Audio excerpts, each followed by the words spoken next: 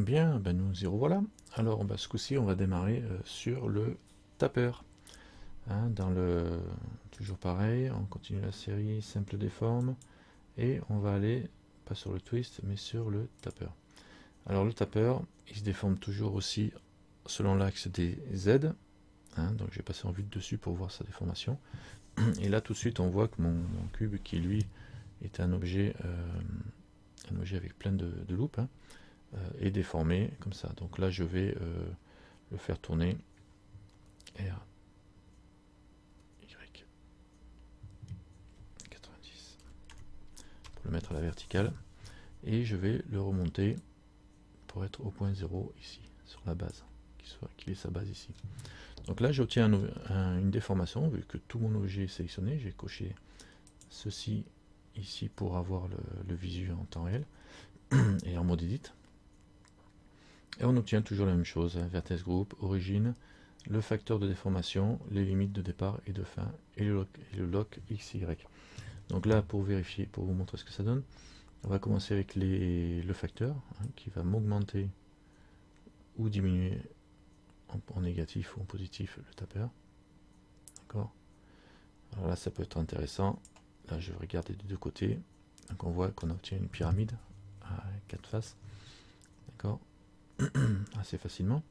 Et ici, pour le coup, là, on va voir le lock X et le lock Y, comment il peut travailler. Si je fais un lock X, je vais avoir une déformation que sur les Y. Même si je suis en face, donc c'est pas mal. Quand on garde à 0 là, mais là, et pareil dans l'autre sens. Hein, comme vous voulez. Donc pour ce genre de forme, ça garde importance, mais pour d'autres formes, ça peut être intéressant de déformer différemment. Surtout que on peut aussi définir des limites. Alors je vais laisser les deux décochés plutôt. On peut définir la limite de démarrage de mon tapeur qui démarre par exemple à 0,42. C'est pratiquement la moitié. Hein, 0,5 par exemple. Je suis à la moitié de ma hauteur. Alors 42, et puis je peux faire pareil en haut et resserrer, demander à ce qu'il n'y ait pas de tapeur sur le haut. Voilà. Et là, un petit peu ici. Voilà. Alors c'est intéressant de travailler ça avec une subdivision surface juste avant, à moins que vous vouliez faire un entonnoir. Voilà, par exemple, on va mettre une subdivision ou deux. On va le cocher, je vais le mettre avant. Subsurf, et lui est là. Et je vais le mettre en smooth. Objet mode, smooth shading. Voilà. Edit mode. Voilà. Et là, on obtient des formes qui peuvent être intéressantes au niveau avec le tapeur. Hein. Même pas peur. Voilà.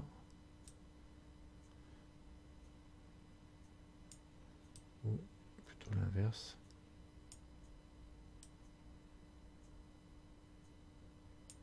Alors ce qu'il y a, c'est que ça agrandit, le facteur va agrandir mon objet, mais je peux le passer en négatif, tout simplement en changeant la position de l'origine. Alors en bougeant l'objet, ça part dans l'autre sens. Hein. Ou alors si on ne veut pas bouger l'objet, par rapport à son origine, ben, on peut le laisser en position 0 par exemple, et demander à ce qu'il utilise un empty par exemple comme point d'origine, d'où l'intérêt d'avoir ici l'origine. Alors est-ce que j'ai un empty? J'en ai déjà un là-haut placé, donc origine par rapport à l'empty, et là je vais aller sélectionner mon empty et je vais pouvoir choisir l'angle de déformation, soit en positif, soit en négatif, soit rapetisser faire des déformations là, et augmenter par exemple en négatif ou en positif les limites. Je prends qu'une seule limite, je sélectionne mon empty, et là, voilà, je fais ça avec une...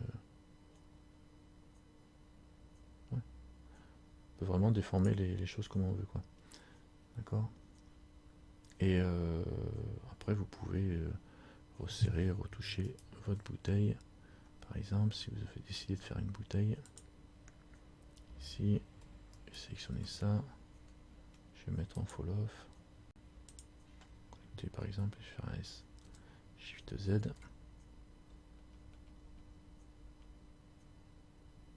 Voilà, on va faire un petit temps fort.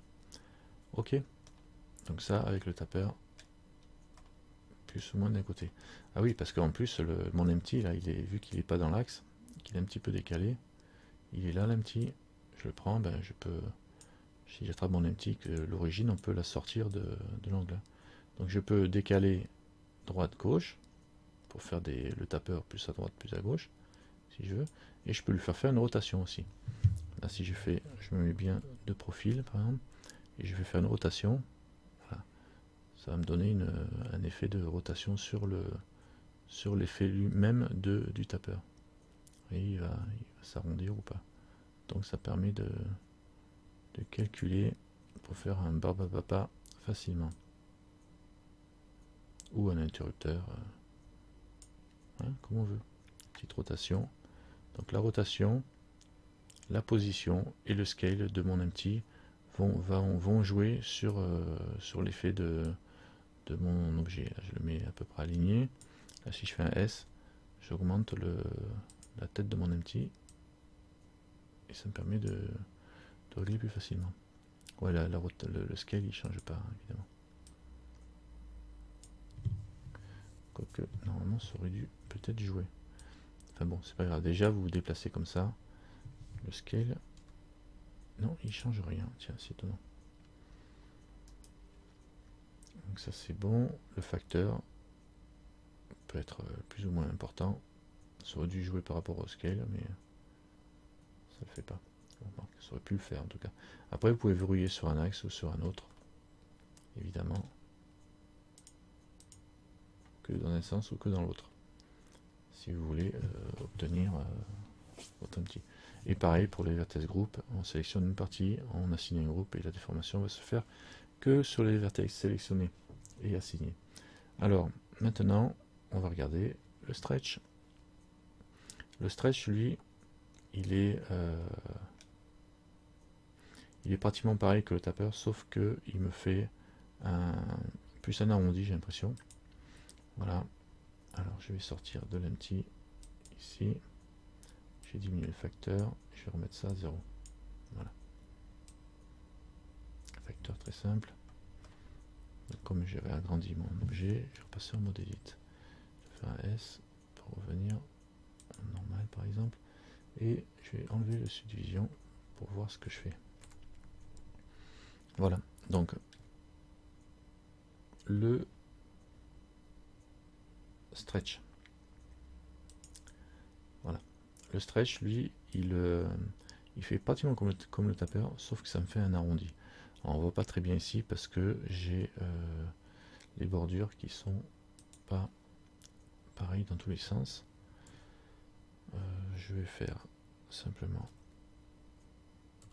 delete, shift C, voilà, shift A, mesh, cube.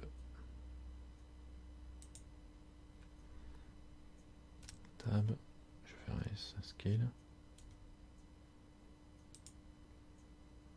Je vais enlever ça de là. Je vais faire un S, Z. Par exemple, je vais y mettre plein de loops. Voilà, je fais un A et je passe ici avec le modificateur, ça me déforme et stretch. Alors on voit le résultat du stretch. Là je pars par rapport à l'origine qui est au centre. Pareil, on peut définir l'origine par rapport à un empty. Et on voit ça fait un peu comme le tapeur, mais en arrondi. Vous voyez, ça va en fait, quand si je le suis au centre, ben on voit ça le stretch, c'est comme si je le compressais au centre. D'accord? Et dans les deux sens évidemment.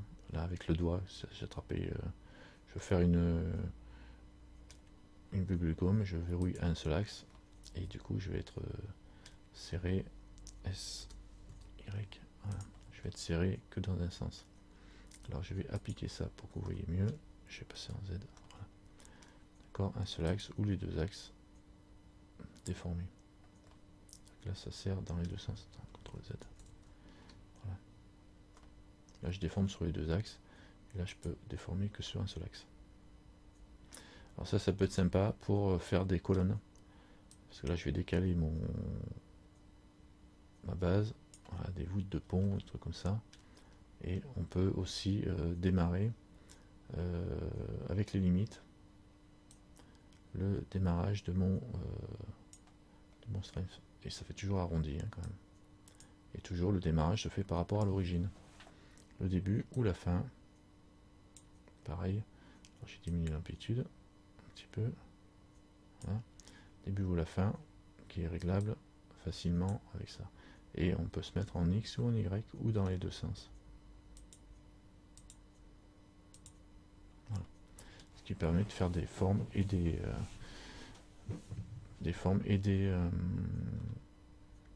départs rapidement de... Non, c'est pas mal, ça peut être utilisé, c'est plus arrondi, d'accord.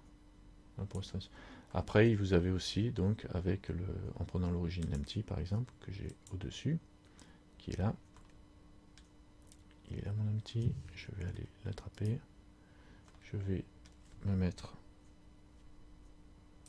bien comme il faut sur le centre, et je reviens en vue de face, et là je vais descendre mon empty pour voir la même forme que ce que j'avais tout à l'heure.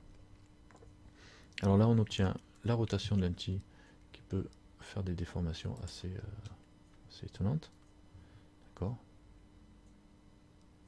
On a aussi CTRL Z, on a le scale qui lui joue pour le coup, il jouait pas de l'autre côté avec le tapeur, mais là le scale il joue le rôle de... D'accord, lui il marche, et la rotation fonctionne, et le déplacement qui va décaler votre... voilà, si je me cale sur l'arête sur le bord, je vais avoir un tapeur qui va partir que d'un côté, quoi. Enfin, c'est même pas un tapeur, c'est le stretch qui va partir que d'un côté. Avec le tapeur, on pouvait faire la même chose. D'accord, donc ça fait... ça peut faire dans l'architecture, c'est quand même pratique, parce qu'on peut faire des parties des départs de façade avec des voûtes à l'intérieur, etc., quoi. Donc ça peut servir, quoi. Ou des bordures de bateau, enfin vous voyez, c'est des formes typiques de build, hein, droite-gauche. Et vous avez comme on fait démarrer le strength à partir de la position de l'empty. En dessous, là, il est en négatif, donc il va se resserrer. Et comme il n'était pas enclenché, voilà. Donc voilà ce que vous pouvez faire plein de formes facilement, à vous de jouer, hein. C'est le strength qui correspond aux autres parties de ce modificateur, et on a exactement les mêmes choses. Le vertex group, vous définissez un groupe de vertices et le strength sera appliqué que à ce groupe là.